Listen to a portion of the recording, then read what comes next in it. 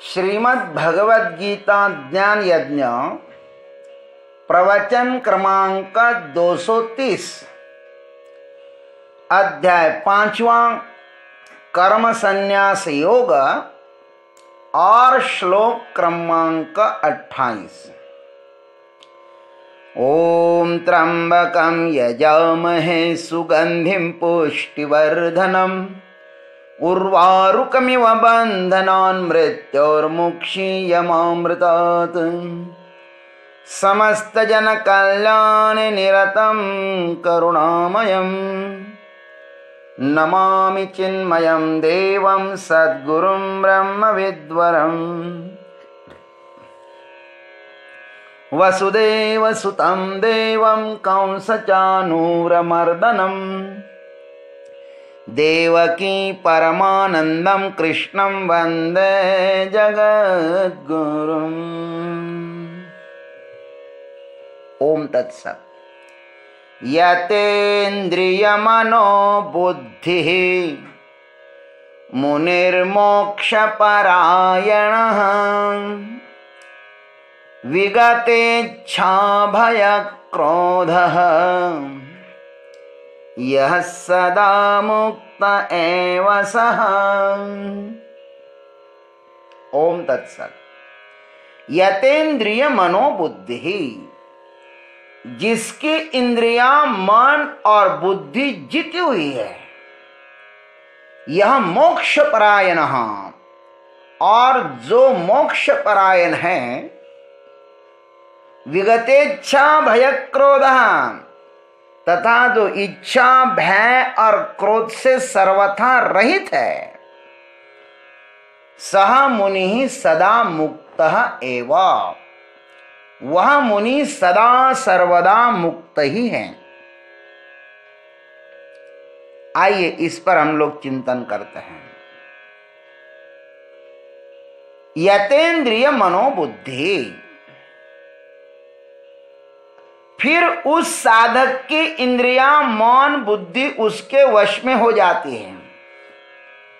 उपर्युक्त श्लोक में वर्णित क्रम से वह ध्यान मग्न साधक समस्त इंद्रियों के शक्ति का एकत्र संचय करता है। उसका बिखरा हुआ जीवन व्यवस्थित हो जाता है, समता को प्राप्त हो जाता है। चंचल जो मन है वह एक देश में स्थिर हो जाता है। हमारी इंद्रियां बड़ी ही संकोची है। उन्हें जब पता हो जाता है ना कि हमारा कोई मालक है, तो वे एकदम रुक जाती है। मन वृत्ति को साधक जब तक किसी स्थान पर आबद्ध नहीं करता, तब तक वह दौड़ता भागता रहेगा। वृत्तियों को संयत करना हो तो उसे किसी एक विषय पर केंद्रित करना होगा। मन और बुद्धि जब आत्म स्वरूप के चिंतन में तल्लीन हो जाती है, तब समस्त वृत्तियों का लय हो जाता है।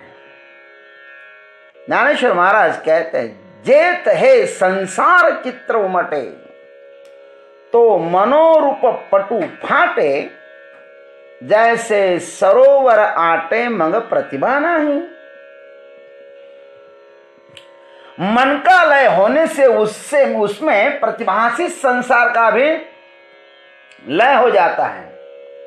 वैसे ही जैसे कोई सरोवर सूख जाए तो उसमें प्रतिभासित सूर्य प्रतिबिंब ही अपने आप लुप्त हो जाता है। जल ही नहीं रहा तो प्रतिबिंब भी नहीं दिखाई देगा। ये भगवान को कहना है। जो मोक्ष परायण साधक है, यह मोक्ष परायण हम, और जो मोक्ष परायण साधक है, मोक्ष ही जिसका लक्ष्य है, मोक्ष को प्राप्त करने की इच्छा से प्राणापान को सम कर द्विभ्रुकुटियों के बीच जिसने अपनी समस्त ऊर्जा शक्ति को केंद्रित किया है, वह साधक मुनि है। अपनी समस्त ऐन्द्रिक ऊर्जा को संयमित करके बड़े ही बलवान संकल्प के द्वारा जो अपने स्वरूप का चिंतन करता है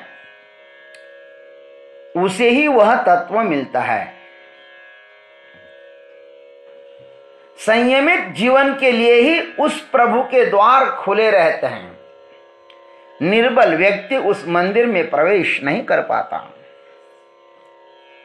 वह द्वार से ही लौट जाएगा। अपनी ही कमजोरी उसको भीतर जाने से रोकेगी।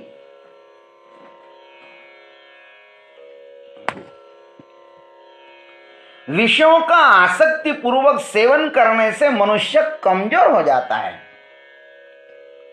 उसमें दीनहीनता आ जाती है, वह निर्बल हो जाता है। उसके सब संकल्प एकमात्र मनोरंजन जैसे हो जाते हैं। कोई भी संकल्प उसका स्थायी नहीं रह पाता। वह सुबह संकल्प करता है और दोपहर को वह टूट जाता है, क्योंकि संकल्प सुस्थिर रखने के लिए जो आत्मबल चाहिए ना, वह आत्मशक्ति उसके पास नहीं है। इन 2 श्लोकों में भगवान ने संकल्पनिष्ठ बनने की साधना बताई है। परमात्मा प्राप्ति के लिए संकल्प निष्ठा प्रथम साधना है। जब हम संकल्प विहीन होते हैं तब अनेक प्रकार की कमजोरी से हम ग्रस्त लिए जाते हैं। संकल्पवान व्यक्ति सदा ही ऊर्जा से भरा हुआ होता है। तब वह कैसे होता है? विगत इच्छा भय क्रोध।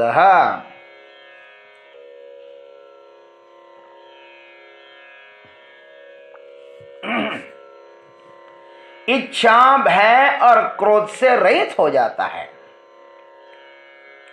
ये तीनों चीजें साथ में ही रहते हैं। सांसारिक कोई कामना यदि हृदय में उठती है तो भय और क्रोध आएगा ही। वह वस्तु मिलेगी या नहीं, यह सदा त्रिविधात्मक भय मन में बैठा रहता है।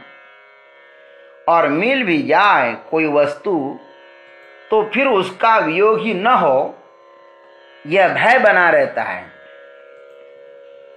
और उसकी प्राप्ति में यदि कोई बाधक बने तो उसके प्रति क्रोध भी संभव ही है। शक्ति जब अधोगामी बहना शुरू होती है तब यह सब रोग उसके साथ जुड़े रहते हैं। किंतु जो मोक्ष परायण साधक है उनका समस्त जीवन, समस्त ऐन्द्रिक शक्ति प्रभु के साथ जुड़ गई है, वह इनसे मुक्त होगा। कामना रूपी दिए को जलाने के लिए जो ऊर्जा चाहिए थी वह परमात्मा में लग गई। अब किसी भी इंद्रिय को प्रज्वलित करने की शक्ति, ऊर्जा नहीं है उसके पास। सब उस आत्म स्वरूप में एकनिष्ठ हो गई है। अब वह चाहे तो शक्ति वापस लौटा सकता है, किंतु उसकी कोई भी उसे आवश्यकता नहीं है। ऐन्द्रियक इंद्रियों के सुख से तब तक रस आता है जब तक उस परमात्मा रस को नहीं चखा होता है। उस परम रस को प्राप्त करने के बाद वह इन क्षुद्र रसों में नहीं आ सकता होगा। सह मुनि ही सदा मुक्त एवं, वह मुनि सदा मुक्त है। उस परमात्मा रस को साधक जब तक नहीं प्राप्त कर लेता तब तक विषयों के क्षणिक सुख के साथ अपने को बांध लेता है, स्वयं ही लोहे के जंजीरों में बंध जाता है और सतत पराधीनता का अनुभव करता है। वह जितना अधिक विषयों में नीचे गिरता है वह उतना ही दुखी हो जाता है।